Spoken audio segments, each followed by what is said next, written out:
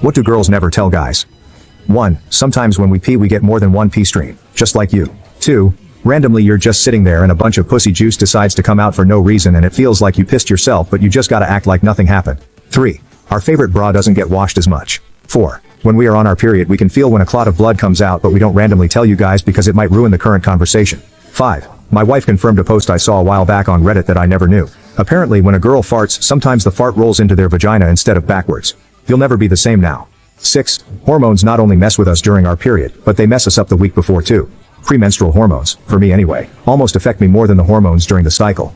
7. How painful taking out a dry tampon is. Feels like your insides are being scraped out. 8. When I wear my hair in certain ways it means I've not gotten the chance to wash it in a while. 9. Specifically what was discussed in the bathroom.